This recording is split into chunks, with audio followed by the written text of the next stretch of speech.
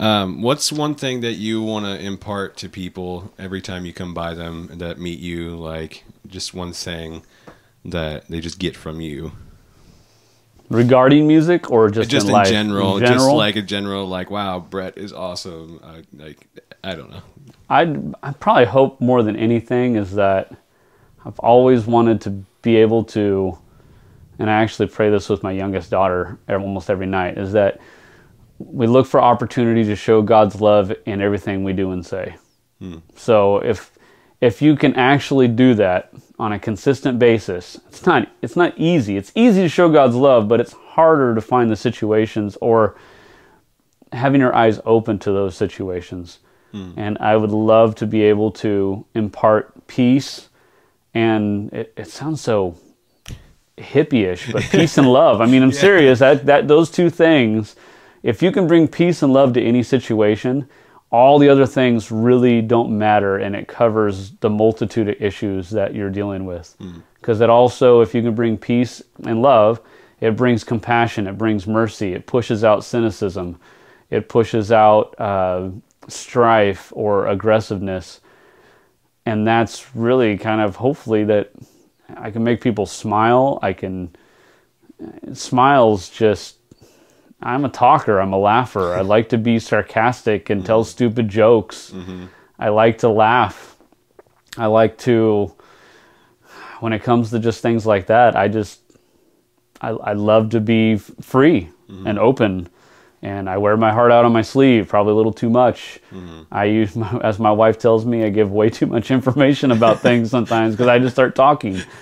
She goes, "You know no strangers." I'm like, well, that's the way you meet people, is you introduce yourself, you figure out some common ground, you find out about them. I love meeting new people. And one thing I really wanted to touch on was your Bretisms. I don't know if you... Bretisms. Yes. Where do these come from? Where do these Bretisms come from? Like, we've been a part of so many like prayer meetings together, and you come up with these awesome things. Like, oh man, it's fun. You know, I don't know what to attribute those to. I'd say probably my mom is crazy quirky, and my dad was very musical. I say was, he's not dead, but he's just getting older. And he's kind of quirky too, but I think between them both and my brothers and sisters and everything else, just kind of, it's a huge influence on just probably the way I think and the way I talk and the way I come up with stuff. And I usually try not to be what the world's view as normal. I mean, you have to show maturity because you have responsibilities, but in my mind I still feel like I'm 17.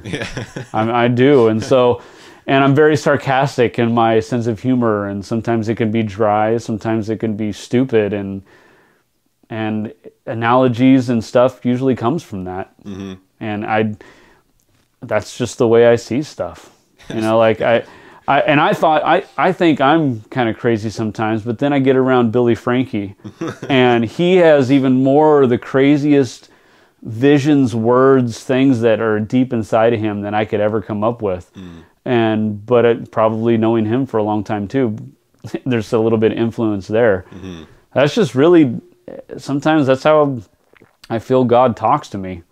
And I'll see something and I'll be like, well, what does that have to do with, and then all of a sudden I make all these connections. That's how my brain has always worked. I may not get it right away, but you show it to me again and I can guarantee it, I will absorb it, I will learn it, and I will use it for the next step. And that's how I've usually done stuff. I'll be like, oh, did you know? Oh my gosh, see how this connected? And someone would be looking at me like, how in the heck did you connect that with that? Well, it's like blah, blah, blah, blah. And they're like, yeah, but how did you do that all in your head? I'm like, I don't know how that all happened in my head. It just happened. And then the hardest point is trying to interpret it so people can understand it.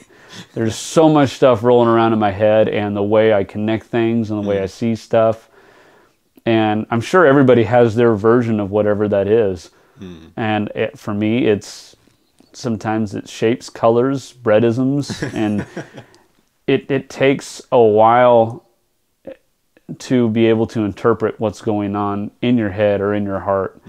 And people who can do that young are so far ahead of everybody else, in my opinion. If you can learn your body, yourself, the way you think, the way you feel, if you can learn how to interpret that in your body and being able to incorporate that in your everyday life, I think that is just an amazing part of being a human being in this lifetime. And not a lot of, I got to say that, not that I'm special or anything like that, above anybody or below anybody, but there's a lot of people I find that have no connection to themselves. They just kind of go through stuff. And I mean, this is a stupid analogy, but I can eat a burrito and I know how it's going to affect me because I've learned from that experience. Yep. And I guess some people that will eat one and go, oh, and then the next day they're like, I'm going to have a burrito. Really? If you know how it affects you, why would you do that? Exactly. And they just don't choose to learn their person, themselves as a human being. We're on this planet to learn and love and live the best we can. And I think just knowing how to do that, that's how I come up with these Bretisms. I have learned to interpret what's going on in my mind. I think my favorite one that you've ever used, I think it was the pedal power one. You were talking about unity gain. Yeah, the unity gain. Yeah, yeah, that was a good one. I was surprised. That was good. Well, you know, it's Mike inspired it. He was saying there was unity. That morning we were all praying together, and then someone else said unity, and I was like, holy crap, it's like we're a chain of effects pedals. And God is the unity gain pedal in front of it, pushing the signal and volume so there is no loss of tone through each one of us in the circle, and it just worked. Yep. And I'm like, wow, that was really cool. I don't know where it came from, but maybe it's because I was studying on building a buffer and for something, and I was learning some other stuff, and it all just made sense. It just boom, boom, boom, boom, and it just blew up. That's how it connects for me. Oh, that was my favorite one. I remember that Sunday too. Something I won't ever forget. Oh my gosh. I think there's another one about the breath of God. And I was so glad that God's breath does never stink. We have to use so many mints and everything in our mouth and brush our teeth, but His breath is just so perfect every time. And I'm like, thank God He doesn't have bad breath. Can you imagine what the anointing would be like? It'd be horrible. We wouldn't be passing out due to like the presence, but due to no, it'd be like, oh, it's a smell, and we're like, oh, he's getting blessed. Nope, it's just the breath of God, and he didn't brush today. Yeah, that wouldn't be good. God, where's the toothpaste? I mean, come on, man. Yeah, that would be horrible. That would be. Thank God that doesn't happen. I know. I mean, oh my gosh. All right, so you have to go to work soon, but what's been the most embarrassing time you've had on stage, and probably the best time you've had on stage? Oh, I would say it's kind of a two-edged sword, because the best time I have on stage almost seems to be like the next time I'm on stage is better than the last. But there definitely have been times where it's those times I think every musician kind of strives for. It's the times where, the way that I see it, it's when your mind and your soul, your hands and God all come together, and you just know it's like the perfect moment.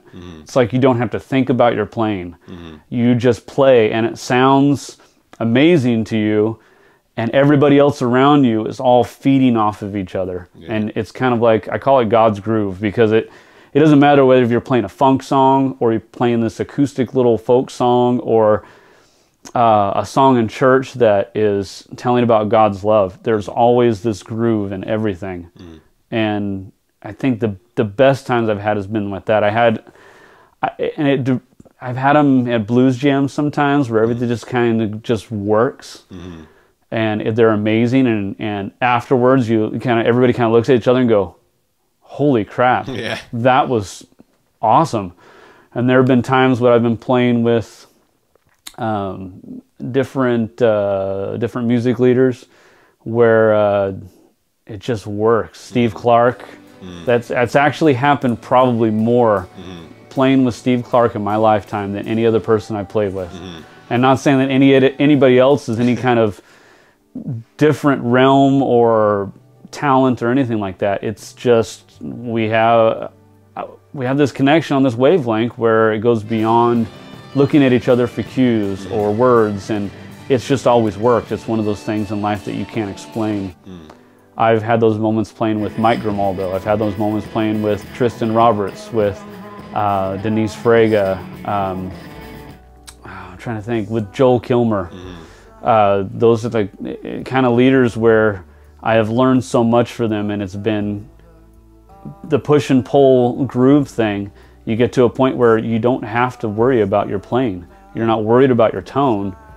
You're just so into what's happening there, and you're just getting completely blessed. As far as the most embarrassing, there's been a few.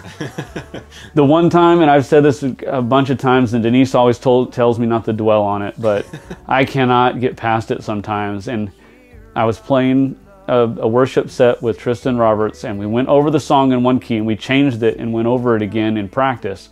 And when we started the whole service in front of all the people, I started off in the wrong key. But we didn't catch it until the band started going. Then he realized he was singing the wrong key, but he was right. And he's like, stops. And he stops. He goes, hold on. Bret, we're in B, not B flat. I'm like, all right, let's start again, shall we? The crowd was totally cool. They're like, yeah, woo, that was great. And I'm thinking to myself, oh my gosh, that was so embarrassing. That was a pretty bad one. Another time we were actually doing Where the Streets Have No Name at Lifehouse. Everything was going, it was one of those fluke things where I was messing around with that riff, and Steve goes, we're starting with service with that. And I'm like, really? He goes, yeah. Anybody else need to know how to play? So we're like, no, we all know the song. We're like, let's do it. Started off great. Halfway through the song, it was the first time I used a wireless unit. It quit working. I don't even know what worked, but nothing was coming out. Yeah. And so I was, for the second half of the song, while everybody was like, yeah, this is woo, yeah, blah, blah. And I'm like trying to figure out, unplugging things. And I finally, I don't know what happened, but right at the end of the song, it started working again. Bummer. I unplugged it, threw it down, plugged in with a regular cord, and never used wireless since. It's come a lot. Wireless has come a long way since then. So there are some very good things out there, but that was very embarrassing. I think anytime I hit a wrong note and the crowd actually knows it. Oh yeah. Because most of the time, the only people that care about your sound or how you play is yourself. Period. No one cares that you're using a tube screamer or that you have a tube amp, except yourself and maybe other musicians that are listening to you and watching what you're doing. Yeah. The crowd doesn't care. They just want to be enveloped by the music that is coming out of whoever is playing. Yeah. So when I hit a wrong note and someone who doesn't even play an instrument looks up at you like, was that right? That's embarrassing. That's happened a few times, more than I'd like to admit, I think sometimes. That's, yeah. On the opposite note, when you do something really good and they're like, wow, and you're like on cloud nine because you, and that's probably my ultimate goal in anything music-wise. Whether I'm singing something, playing something, being a part of something that can touch a person with the musical value of what you're doing, the way music has touched me and inspired me, that was probably my ultimate goal. That, and to be able to have like a healing in a service because of a lick you played, like the way David did when he used to play for Saul. That scripture where he played and the Spirit left him, that would be, I could die after that. If that ever happened, not that I'm looking for signs and wonders, just to let you know, God, I'm not like asking for this, but I'm asking for this. I would like to get to a point where the stuff I play would bring no glory to me at all, but that people would be visually, physically, spiritually, mentally changed because something that I played, God worked through me, whether it's a note, a bend, a riff, a chord, a lyric, anything. I think something like that would touch someone else would be like my ultimate goal in this life. If I could just do that once, I would be happy. To do it over and over again would be immeasurable. Yeah. Well, you have to get to work, but I wanted to thank you for coming on your lunch break and doing this with me. And yeah, everybody, thanks for watching and have a good day. Woo!